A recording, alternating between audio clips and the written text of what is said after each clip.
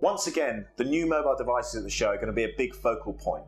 But I'm not expecting lots of big flagship announcements. We'll be able to look at products from Sony like the Xperia Z and the new HTC product, but the big announcements are going to be around that big mid-tier and low-tier mass market opportunity, which is going to fuel these hundreds of millions of smartphones that will be sold in 2013.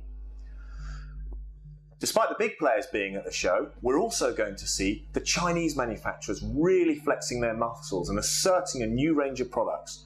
Huawei and ZTE have done this at previous shows, but this year I'm also particularly excited to see what Lenovo can deliver, and also TCL, who use the Alcatel OneTouch brand. And then finally, the battle of the consumer electronics giants like Samsung and Sony, who will be portraying the smartphone as just one screen in a set of screens: smartphones, tablets, PCs and TVs.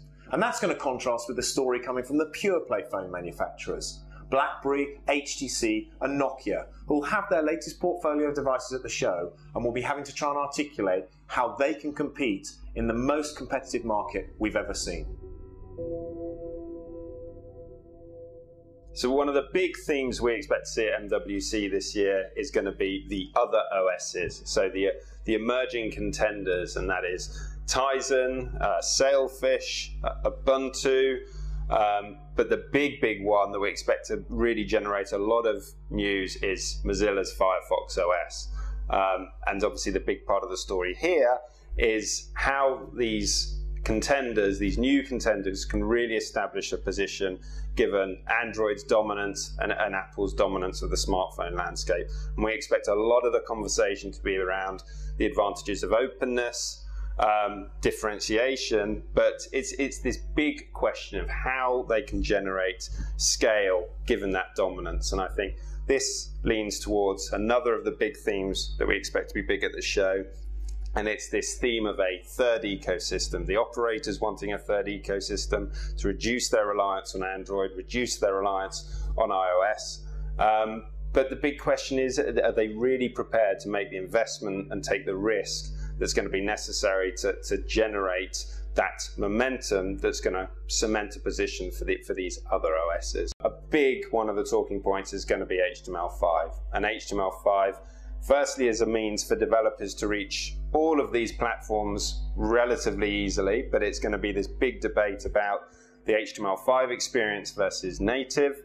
But secondly, how HTML5 can start to disrupt that established means of distributing applications that we've seen cemented by obviously Apple with the App Store and Google with Android and the Play Store.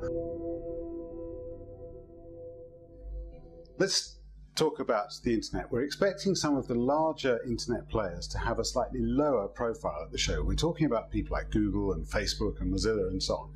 There are some good keynotes in the conference from Foursquare, from Dropbox and a couple of others, but overall we expect their presence at the show to be a bit lower key than we've seen over the last few years.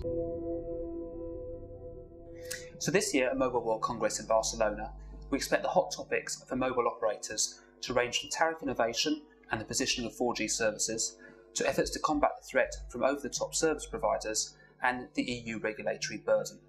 The evolution of mobile pricing will be a key theme this year.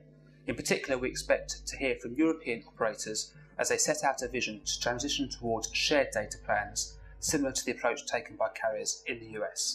The focus on LTE this year will move more from deployment to positioning.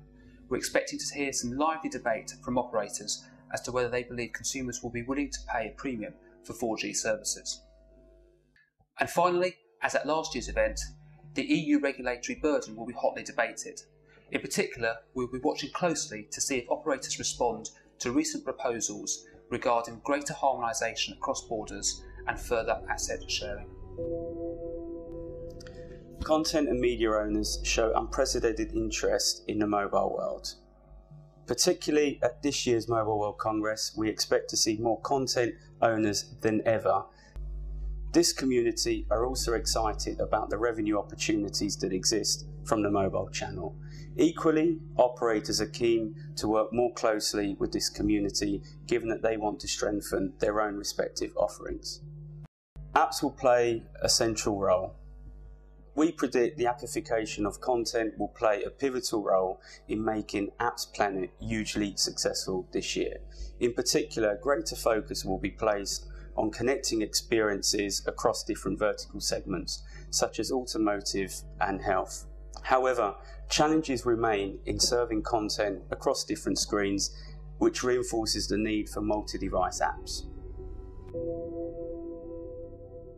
So the last year has seen a dramatic rise in the number of NFC-enabled handsets, but given the challenges that continue to persist around using NFC for mobile payment uses, we actually expect to see more interesting demonstrations for NFC with non-payment uses. So for example, using NFC as a way to enable Bluetooth connection between devices, or using NFC for ticketing or social networking and tapping in at certain locations.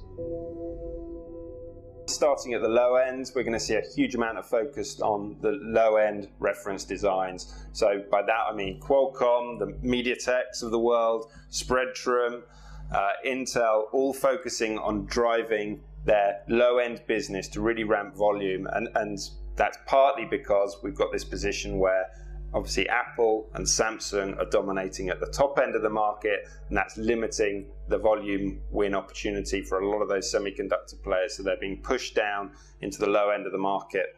At the other end of the spectrum, we're going to see a lot of news about LTE.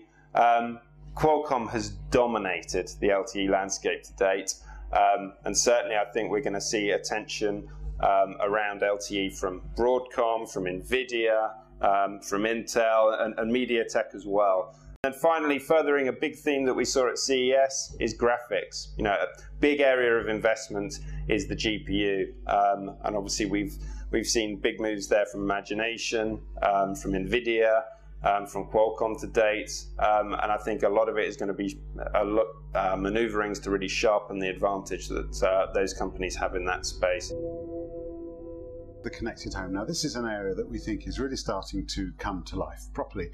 And we're not just talking about smartphones and tablets. There's quite a wide range of possible devices, ranging from TVs, light bulbs, security cameras, ovens, a range of different devices. Now, some of these will have a connection over the mobile network, but there'll also be quite a lot of that are connecting to your smartphone over local networks such as Bluetooth and Zigbee and other standards there.